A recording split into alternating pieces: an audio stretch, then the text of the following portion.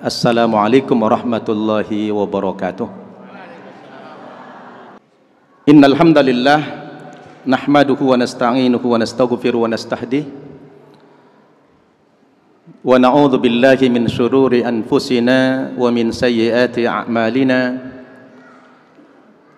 May yahdihillahu fala mudhillalah wa may yudlil fala hadiyalah.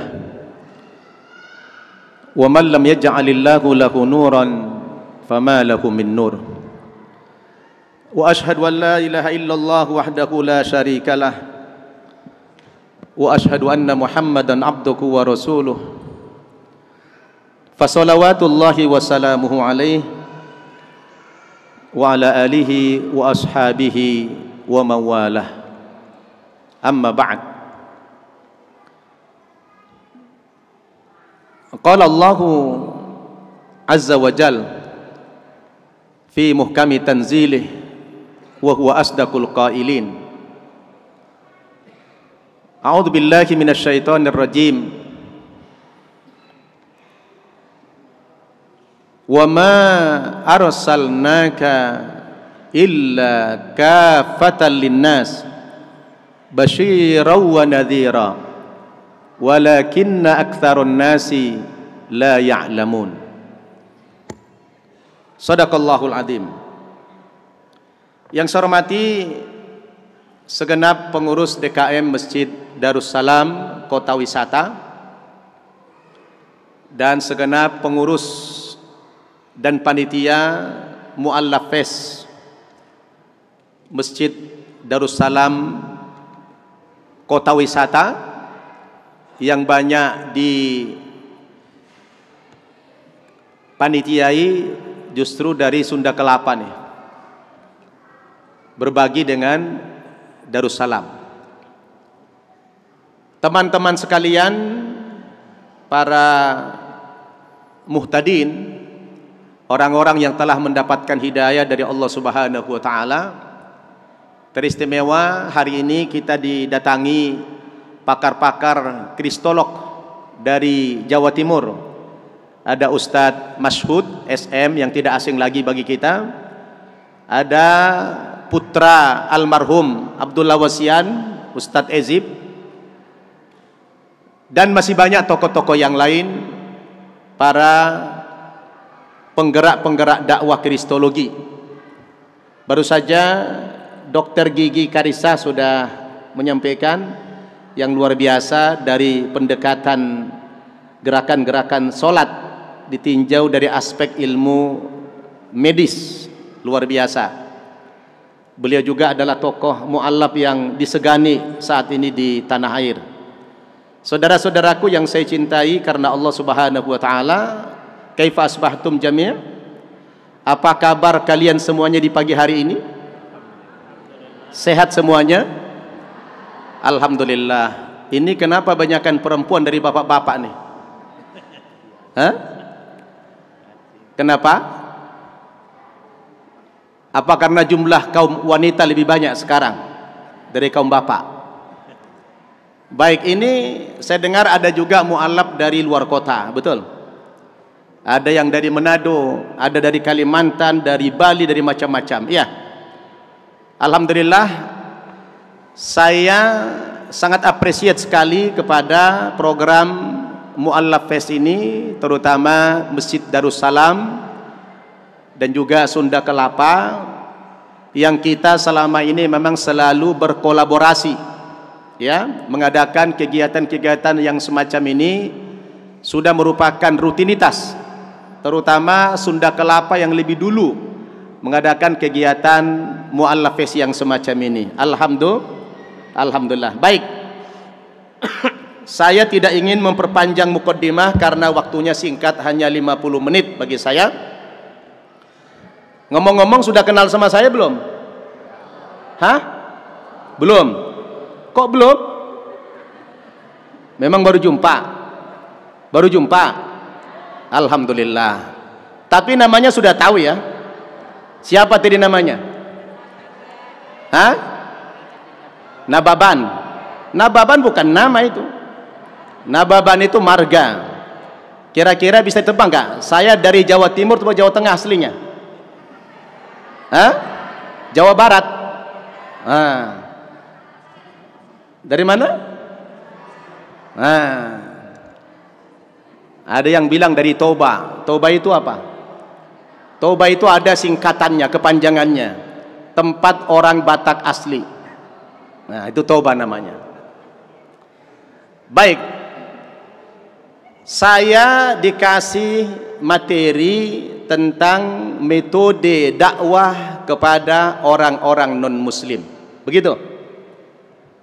Sebelum saya masuk kepada materi ini, bagi yang belum tahu, bagi yang belum kenal, saya menginformasikan, alhamdulillah,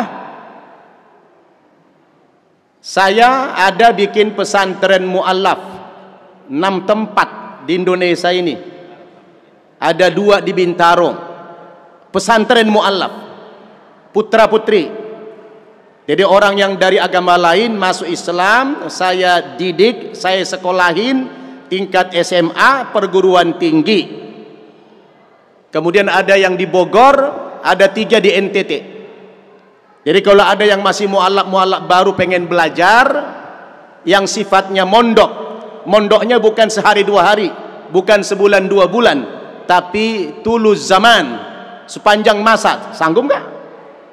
Enggak, tapi kita punya target beberapa lama begitu. Kalau yang masih usia produktif itu saya kuliahkan sampai S1 gratis, sampai S1 dengan perjanjian kalau sudah tamat S1 dia wajib kembali ke daerah masing-masing untuk berdakwah. Begitu ya. Bahkan ada santri kita saya utus ke Timur Tengah, ada yang sudah 4 orang lulus, 3 dari Irak, 1 dari Sudan. Alhamdulillah. Jadi masuk ke An-Naba itu gratis saja, tidak usah mikirin apa-apa, gratis semuanya, insya Allah. Karena kita punya target bagaimana mu'allaf ini menjadi ujung tombak. Dan biasanya santri saya yang dari 0 mu'allaf itu dididik 1 bulan sudah harus bisa baca Al-Quran, ya, 1 bulan minimal sudah harus bisa membaca Al-Quran. Bahkan sudah banyak yang lancar bahasa Arab. Maka sering orang iri sama saya. Dia tanya, ada orang-orang non-muslim yang muslim, yang umum, Ustaz, saya kadang-kadang iri dengan para mu'allaf itu. Kenapa Pak? Kenapa Bu? Iya, kalian ini mu'allaf tapi pemahaman Islamnya lebih hebat dari kami muslim turunan. Kenapa Ustaz? Saya bilang, kan kalian ini muslim turunan, kalau kami kan muslim tanjakan, saya bilang. Ya, jadi ada muslim turunan, ada muslim tanjakan. Bedanya apa? Apa bedanya muslim turunan kalau dengan muslim tanjakan? Kalau muslim turunan itu diibaratkan naik mobil. Kalau kita naik mobil, kalau jalan sedang menurun, kira-kira yang diinjak rem apa gas? Rem apa gas? Nggak mungkin gas, pasti rem, betul nggak?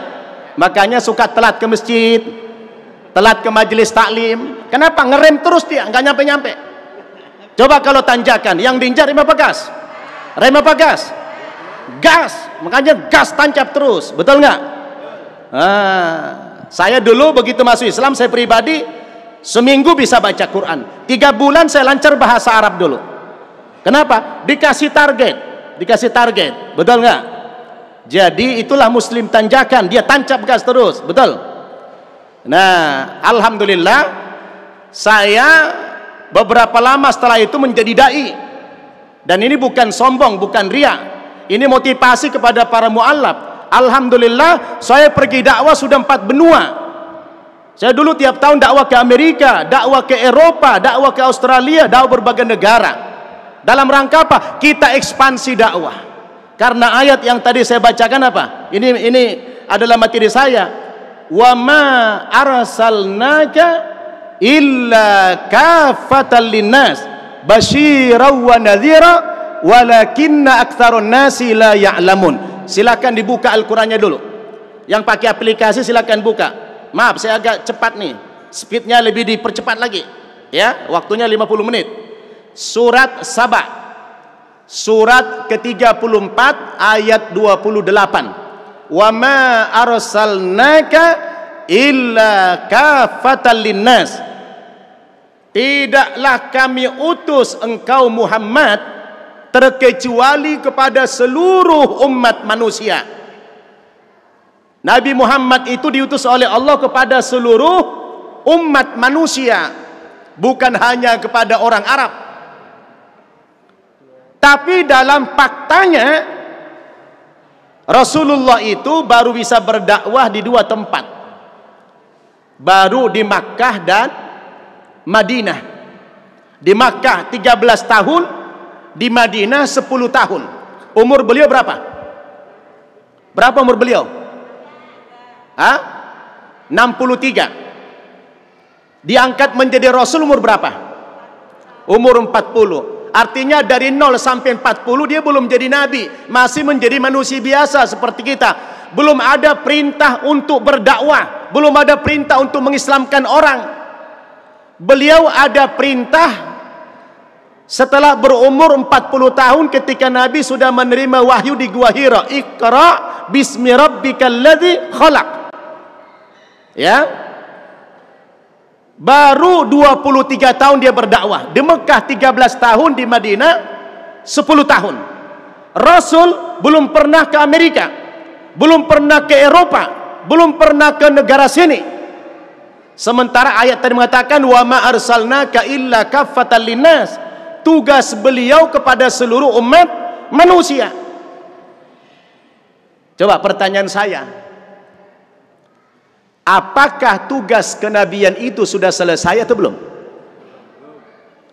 Waktu Nabi meninggal tugas kenabian sudah selesai belum?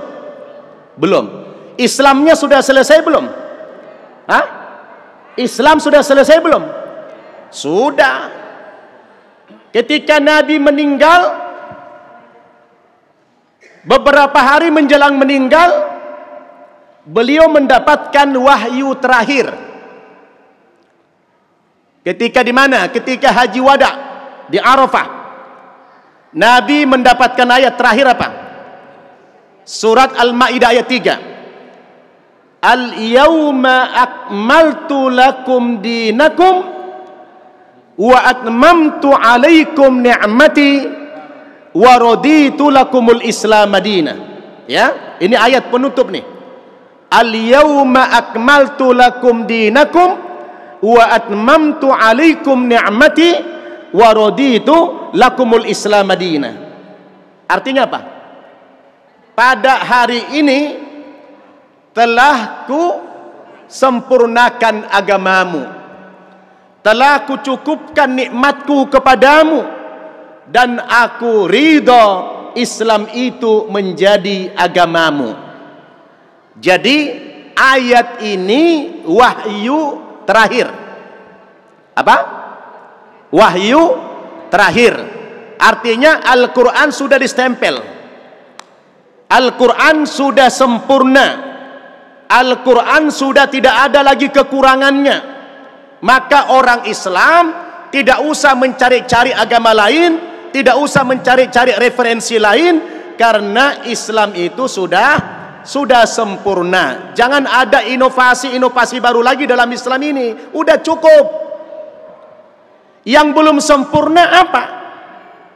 Hah? Siapa yang tahu? Apa yang belum sempurna waktu itu? Hah?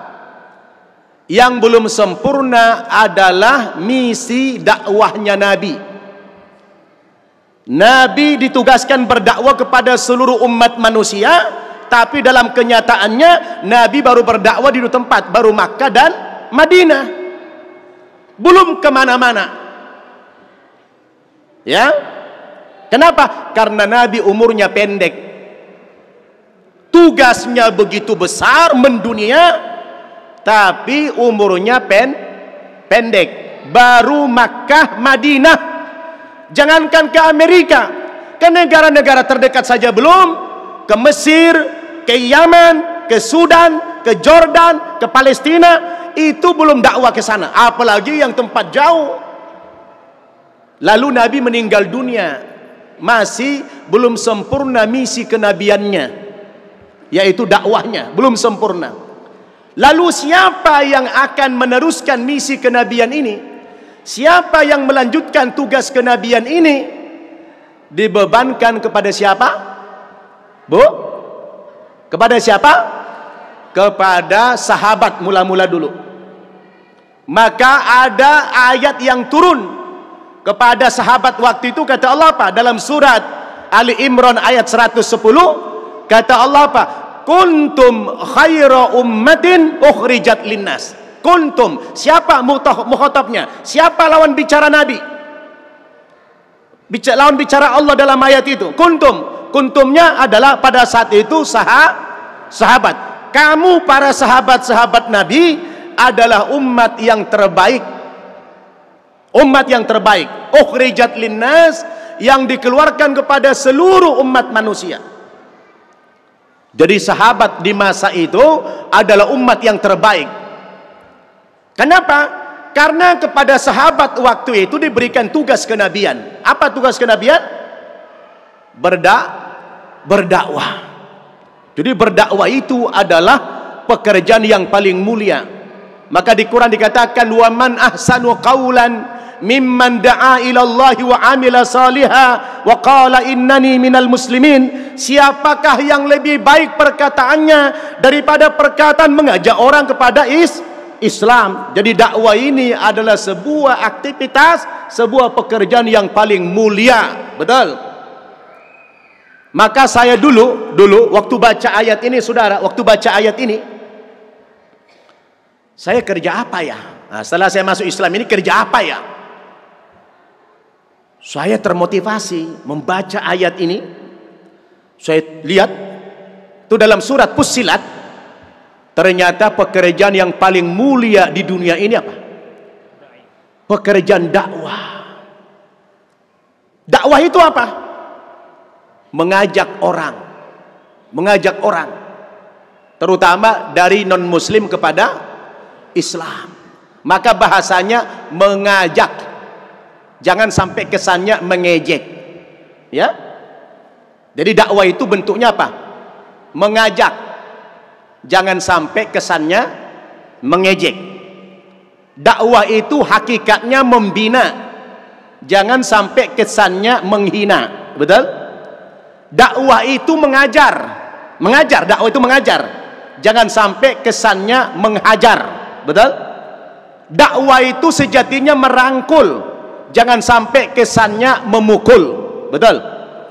Jadi kalau dakwah, maka yang perlu antum tahu, sarana perjuangan itu ada 3. Catat, tolong dicatat. Sarana perjuangan itu ada 3. Ya, berapa? Ada 3. Yang pertama namanya dakwah. Yang kedua namanya hisbah. Yang ketiga namanya jihad. Jadi sarana perjuangan itu ada 3. Ada dakwah, ada hisbah, ada jihad. Ini sarana perjuangan. Caranya beda-beda. Kalau dakwah tidak boleh kasar. Dakwah harus lembut, seperti saya inilah. Nah, ini saya udah paling lembut nih. Ya, dakwah itu tidak boleh kasar, harus lembut. Karena Allah sendiri mengingatkan Nabi, fabima rahmatin minallahi lintalahum walau kunta faddan ghalidul qalbi lan faddu min haulik. Dikarenakan rahmatlah dari Allah kepadamu Muhammad, sehingga engkau bisa berlemah lembut. Seandainya engkau bertutur kata yang kasar dan berhati yang keras, apa yang terjadi? Lan faddu min haulik, niscaya orang-orang yang kau dakwahi akan lari meninggalkan dakwahmu, kata Allah. Ustaz, kenapa ada Habib kalau ceramah itu kasar, keras? Oh, kalian harus tahu, si Habib itu bukan dakwah.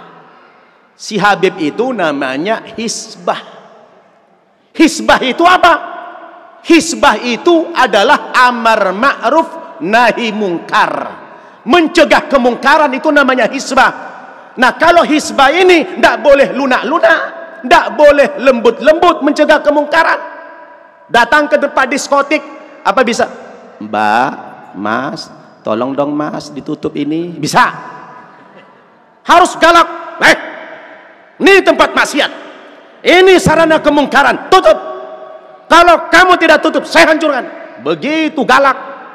Karena Nabi katakan apa? Man ra'a minkum mungkaran falyughayyirhu biyadihi. Siapa yang melihat kemungkaran, rubah kemungkaran itu dengan apa? Pertama dengan tangan. Bukan orangnya, tapi sarana kemaksiatan itu dirubah. Sarananya yang dihancurin, bukan orangnya. Jadi beda. Jadi kalau ada ustadz di masjid marah-marah, ngamuk-ngamuk, oh itu salah tempat. Itu salah tempat, bukan pada tempatnya.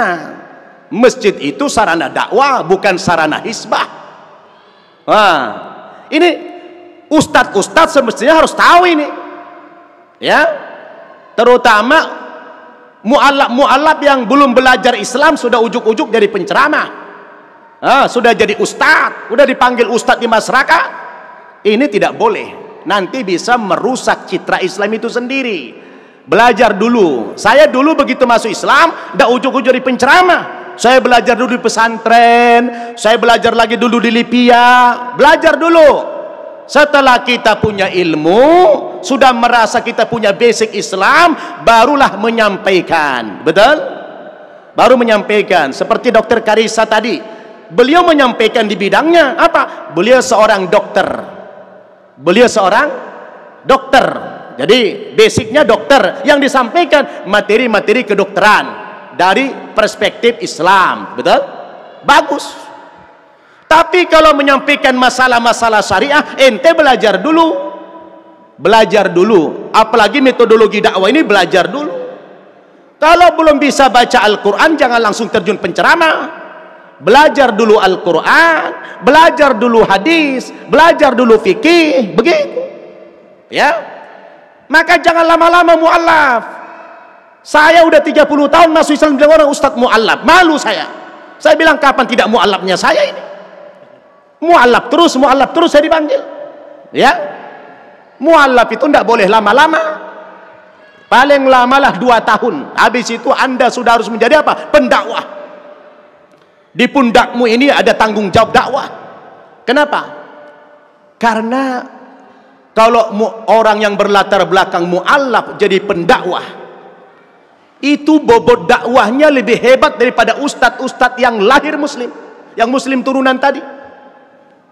Kenapa? Karena antum itu punya latar belakang, tahu kelemahan-kelemahan agama. Maaf, saya kalau dakwah kepada orang Kristen tidak lama-lama saya.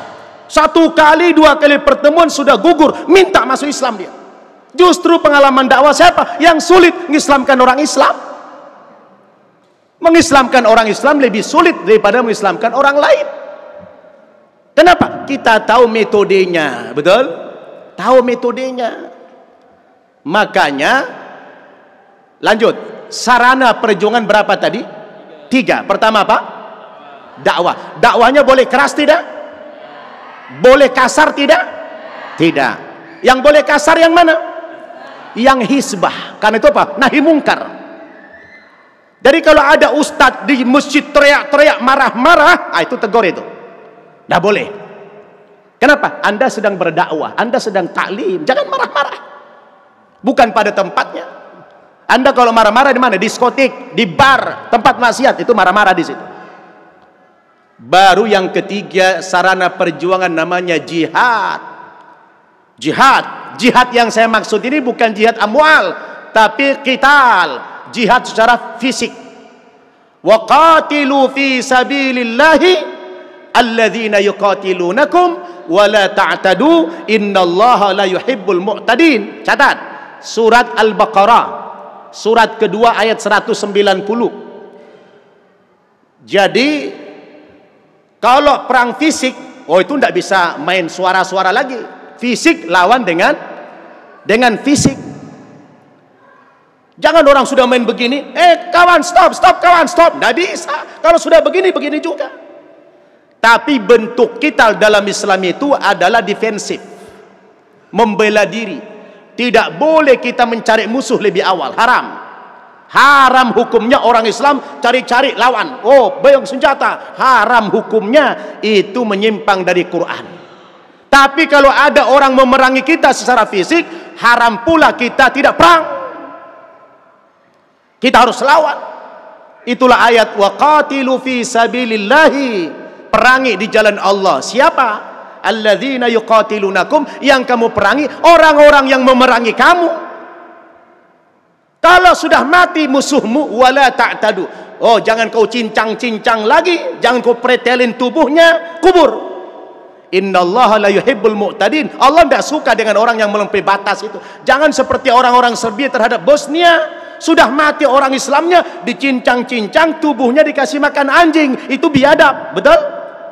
Jangan mentang-mentang sudah kita bunuh ini lalu cincang, tidak boleh, haram hukumnya.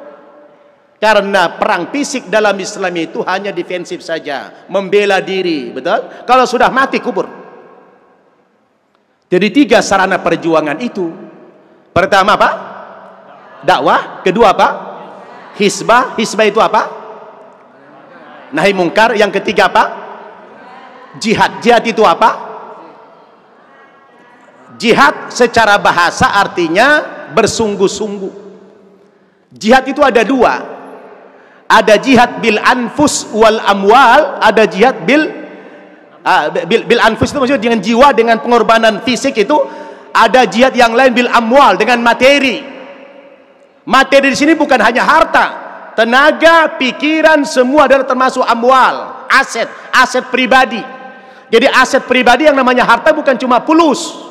Amwal itu bukan hanya fulus, tapi amwal di sini adalah aset pribadi. Bisa dalam bentuk intelektual, bisa dalam bentuk tenaga, bisa dalam bentuk harta, dalam bentuk yang macam-macam. Itulah amwal. Maka 2, bil anfus wal amwal, jiwa dan harta. Harta di sini adalah aset pribadi tadi. Paham Tom? Baik. Jadi yang kita bahas hari ini adalah metodologi dakwah kepada orang non-muslim. Bagaimana? Ustadz, antum apa kuncinya bisa antum sukses dakwah kepada mereka? Saya tidak punya metode sendiri kecuali saya merujuk kepada Al-Quran. Metode dakwah itu sudah ada di Quran. Coba kalian buka surat ke-16, surat An-Nahl ayat 125. Surat apa? Speednya terlalu cepat saya ngomong ini? Hah? Ya, saya mengejar waktu karena tinggal 10 menit lagi. Oke, saya percepat. Metodologi dakwah itu ada di Quran. Surat apa tadi? An-Nahl ayat berapa? 125. Apa bunyi ayatnya? Ud'u ila sabili rabbika. Pertama apa? Bil hikmah. Yang kedua, wal mau'izatil hasanah. Yang ketiga, wajadilhum billati hiya ahsan. Oh, ini 3 metodologi dakwah ini. Siapa yang mempraktekkan 3 metode ini dalam dunia dakwah, dia berhasil. Dia pasti berhasil kalau sudah praktek dengan 3 cara ini. Dan ini saya lakukan. Ya, ajaklah manusia itu ke jalan Tuhanmu, kepada Islam, kepada kebenaran ini dengan 3 cara. Cara yang pertama apa? Bil hikmah. Apa itu bil hikmah? Wada'us syai' fi makanih. Bil hikmah itu meletakkan sesuatu pada tempatnya. Itu bil hikmah. Tapi kalau dalam tafsir itu lebih luas lagi penjabarannya. Bil hikmah itu bisa diartikan sebagai bil ilmi, dengan konsep, dengan ilmu. Bil hujjah, dengan hujjah. Bil Quran, dengan Al-Quran. Bis sunnah, dengan sunnah. Itu namanya bil hikmah. Di situ ada segmentasi. Tiga cara. Kapan kita berdakwah dengan cara bil hikmah? Kapan kita berdakwah dengan cara mauizah hasanah? Dan kapan kita berdakwah dengan cara jidal? Tiga ini. Kalau yang saya lakukan, saya kalau dakwah kepada orang Kristen yang pintar-pintar, yang intelek, contoh saya kemarin 2 hari yang lalu ada orang yang murtad datang ke pesantren kita ke Bogor, udah murtad, bapak ibunya nangis-nangis, murtad anaknya, kuliah di mana? Kuliah di universitas termewah, umur 20 tahun, laki-laki, murtad. Alhamdulillah setelah dialog dengan saya, saat itu dia kembali lagi mengucapkan 2 kalimat syahadat. Alhamdulillah. Kenapa? Saya pandang orang ini muslim yang murtad tapi intelek. Saya masuk kepada dia dengan cara intelek, bil hikmah, dengan ilmu, dengan konsep.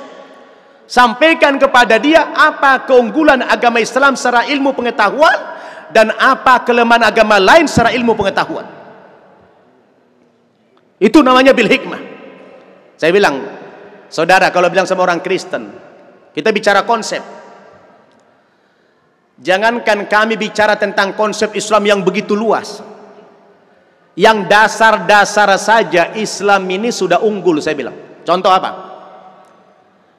Dari segi nama saja, baru nama saja, Islam itu sudah unggul daripada nama agama lain.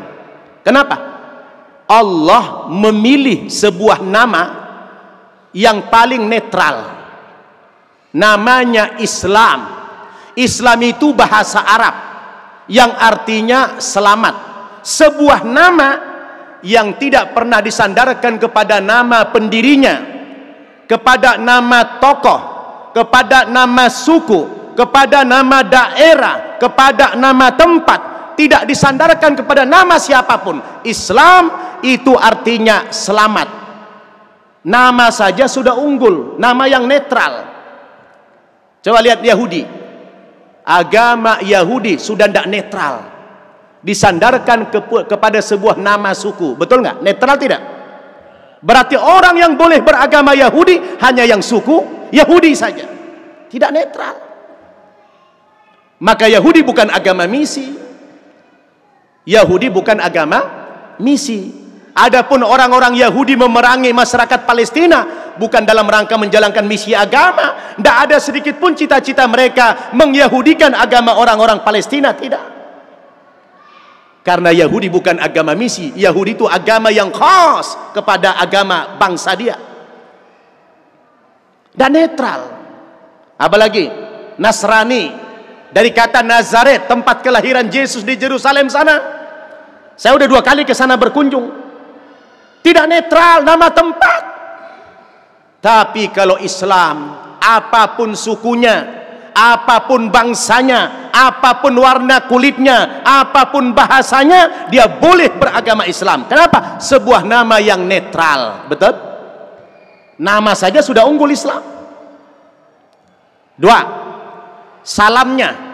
Salam Islam saja sudah unggul. Coba di salam orang Kristen, selamat pagi, selamat siang, selamat sore, selamat malam. Kalau malam, Islam salamnya lintas waktu.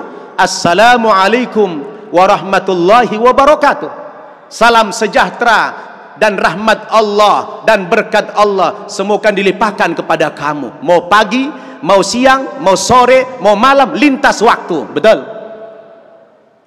Coba mereka selamat pagi. Sehingga ada sebuah cerita, Bu. Ada orang kampung saya, orang Medan, orang Batak kebetulan, anaknya kuliah di Amerika. Pagi-pagi dia telepon, selamat pagi nak, kata mamanya. Apa kelananya? Mohon maaf ma, di sini sudah malam. Udah nggak netral. Di sini pagi, di sana malam. Hah? Netral tidak? Nggak netral. Coba kalau assalamualaikum, mau pagi mau malam, nggak ada masalah. Betul? Salamnya saja sudah unggul Islam itu.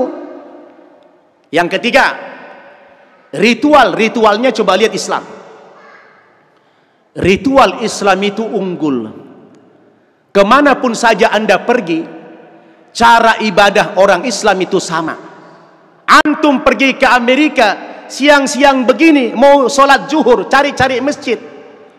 Begitu jumpa masjid, Anda sudah menjumpai orang sedang sholat zuhur berjamaah, Anda tidak perlu tanya orang-orang di sana, ini sholat apa? Sudah berapa rakaat? Tidak perlu. Anda masuk ke jamaah itu langsung takbir, Allahu Akbar. Tinggal Anda menghitung, ini kalau waktu salam dia saya dapat berapa rakaat, kalau dia salam saya baru dapat 2 rakaat, saya tambah 2 rakaat lagi. Anda langsung tahu beradaptasi tanpa harus bertanya, betul tidak? Caranya sama, bacaannya sama, kiblatnya sama, semuanya sama. Coba kalau kita Kristen dulu, saya dulu HKBP. Coba kalau saya HKBP yang di Medan datang ke HKBP yang di sini, jangankan beda aliran, beda sekte, satu sekte aja sudah beda cara nyanyinya, beda cara yang lain, beda-beda. Apalagi kalau sudah ke Amerika sana, Anda harus registrasi dulu, harus mendaftar dulu, harus bikin pernyataan dulu, harus belajar bahasanya dulu, harus belajar nyanyiannya. Kapan Anda ibadah lagi? Habis waktu hanya untuk adaptasi. Coba lihat, kemarin baru haji. Wa adzin fin nasi bil hajj ya'tuka rijalan wa ala kulli dhamir yatina min kulli fajjin amiq.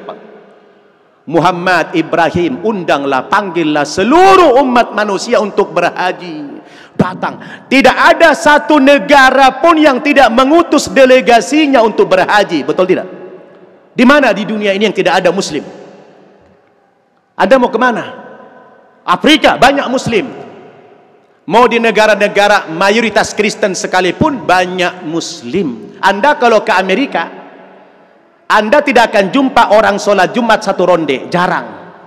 Rata-rata sholat Jumat 2 putaran, bahkan ada yang 3 putaran, betul? Anda nggak jumpa itu. Kenapa? Begitulah Islam sekarang bangkit. Masa-masa ini, abad ini merupakan abad as-sahwa al-islamiyah al-kubra, abad kebangkitan Islam. Di mana-mana Islam bangkit. Di mana-mana agama lain itu sudah tutup, sudah gulung tikar. Ini Islam agama yang paling pesat perkembangannya.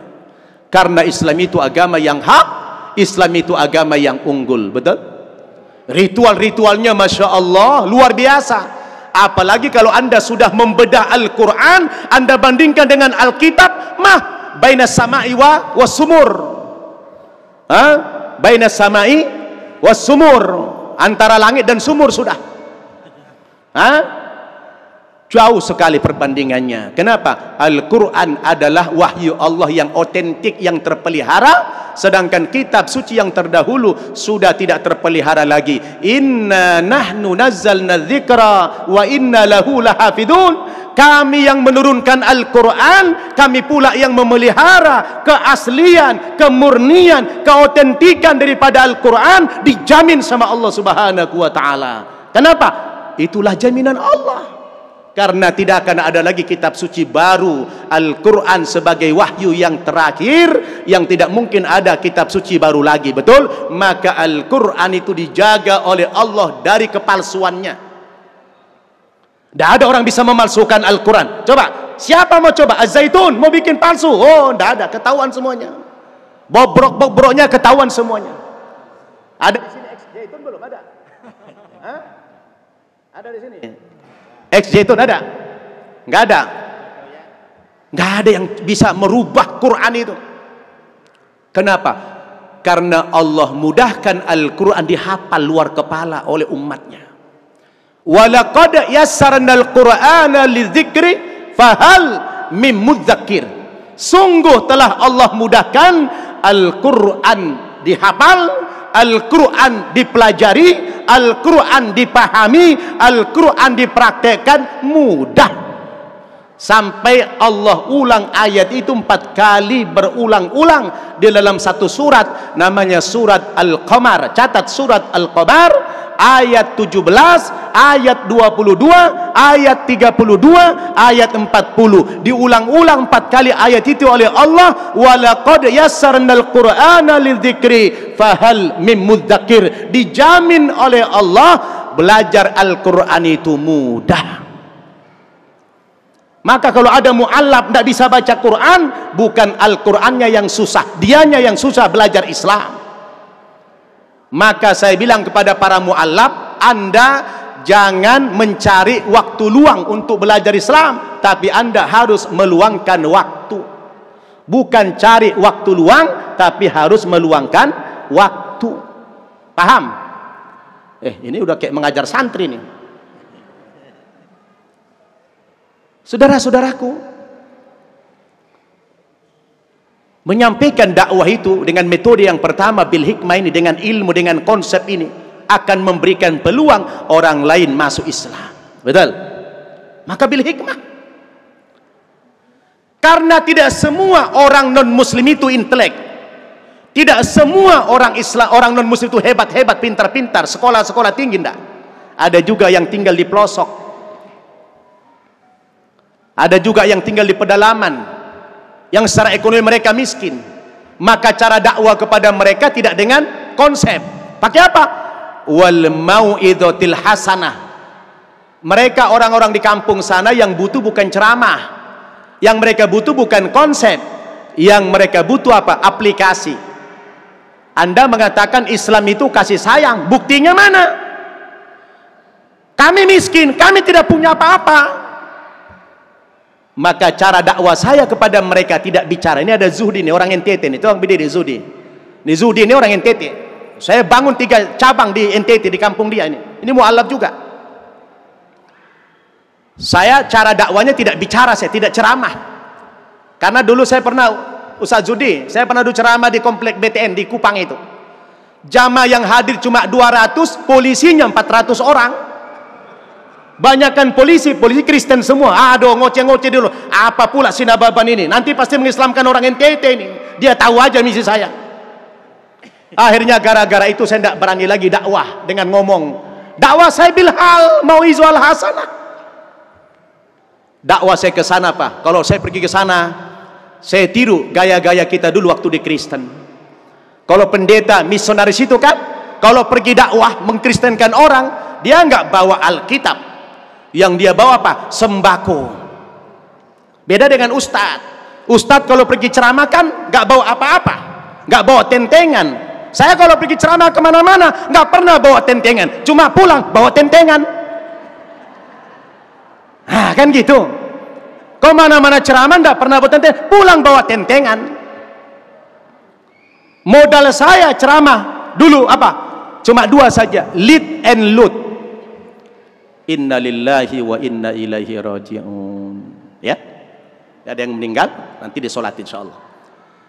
Hanya 2 modal, lead and load. Apa itu? Lidah dan ludah. Ustadz pergi ceramah modalnya apa? Lidah dan ludah. Kalau pendeta pergi dakwah apa bawanya? Bawa tentengan. Nah, itu misi dia. Saya kalau ke NTT saya tiru gaya Kristen, saya tiru gayanya. Saya tanya Judi, kalau saya ke NTT bawa uang banyak saya bawa uang banyak. Oh, belagak pengusaha. Saya tawarin bikin apa? Oh, sumur bor. Tawarin sumur bor. Ya. Coba. Saya lagi cedera. Ada satu orang sih saya lagi cedera tangan sini. Coba masukkan dulu gini. Saya lagi cedera tangan ini bisa bersama. Coba antum FN F7 sekaligus bersama. Lagi cedera tangan. FN F7. FN F7 ya. Kamu muncul ya? Sudah? Enggak? Ya, yang saya punya ini masuk. Sudah ada nih, masuk belum? Ya. Sebentar. Oke, udah masuk. Oke. Ustadz Fadlan, Masya Allah, ciri khas beliau pakai merah-merah nih, luar biasa nih. Baik, lanjut. Teknik dakwahnya apa? Oh, ini pesantren kita yang mu'alaf putra ya. Ya. Yang ini yang putri. Saya mau ngasih nih metode dakwahnya tadi. Saya datang ke NTT, gaya saya sama dengan gaya Ustadz Fadlan nih. Datang ke NTT, kalau beliau bawa sabun, kalau saya bawa uang Ustadz, saya pergi ke NTT, tawarin bikin sumur bor gitu ya. Ya, sumur bor. Sebentar ya. Sebentar. Boleh toleransi dikit ya. Ya, sumur bor. Akhirnya Pak, saya bilang sama orang sana, mau ndak kalau saya kasih kalian sumur bor, nanti airnya saya alirkan ke rumah-rumah penduduk non muslim. Saya tidak pandang agama, apapun agama Anda, saya dari sisi kemanusiaan. Oh, mereka senang. Kenapa? Orang di NTT itu sulit air, airnya susah sekali. Mereka senang. Ya, contoh ini, saya kalau ke NTT dakwah seperti presiden saya diperlakukan nih, dimuliakan saya di sana. Oh, lihat nih, sambut luar biasa. Saya cepatin dulu. Saya cepatin dulu nih. Nanti nih. Tar, ini nanti aja, nanti dulu. Ini kayak gini nih. Waktunya habis soalnya. Segini. Saya datangkan sumur bor begitu dengan biaya besar. Udah sumur mana-mana gali tidak berhasil. Tapi saya punya misi untuk berdakwah kepada mereka. Ketika belum keluar air, ya udah saya kasih begini. Kita ganti mereka dengan air begini, pakai tangki. Karena saya selalu peduli dengan mereka, akhirnya suatu hari datang seorang bapak, namanya Pak Matius. Pak Matius bilang sama saya, Pak Ustaz, beta lihat Ustaz itu baik mati. Orang sana bilang baik mati itu, baik sekali. Ustaz sonde beda-bedakan agama. Ustaz itu Muslim, tapi Ustaz itu bantu orang-orang Kristen. Beta lihat Ustaz itu baik sangat, baik mati. Terus Ustaz, beta boleh minta bantuan sama Ustaz? Minta bantuan apa Pak? Ini beta punya 2 putri, tamat SD 1, tamat SMP 1, tapi dua-duanya nganggur. Beta lihat Ustaz baik. Apakah Ustaz berkenan menyekolahkan putri beta 2 orang? Dan tidak mengapa Ustadz Islamkan. Oh, kaget saya. Bapaknya Katolik, nyerahkan ke saya anaknya Kristen, suruh Islamin, yang penting di sekolah. Serius Pak? Iya. Anaknya mau. Diserahkan ke saya. Ini anak ini, 2 anak ini Bapak ini. Pak Matius ini masih Katolik waktu itu. Saya bilang bikin pernyataan tertulis, buat penyerahan anak ke saya. Lalu saya syahadatkan di Masjid Reknamo ini, di Kupang. Ini Judi tahu, di kampungnya Judi ini. Lalu saya bawa ke Jakarta, terbang ke Jakarta, ya, bawa ke Jakarta, ke pesantren kita yang di Bintaro. Saya taruh di situ, kasih ruangan yang ber-AC, ruangannya ber-AC, dikasih makan enak-enak. Ya, ruangan ber-AC, kasih makan enak-enak. Saya cari dia tempat sekolah yang bagus, kemudian saya kasih dia sepeda motor, lalu saya kasih dia uang jajan. Wah, si anak ini merasa dimuliakan dalam Islam. Lalu setelah itu apa? Seminggu kemudian si anak ini telepon sama papa mamanya. Papa mama, terima kasih papa mama sudah menyerahkan saya.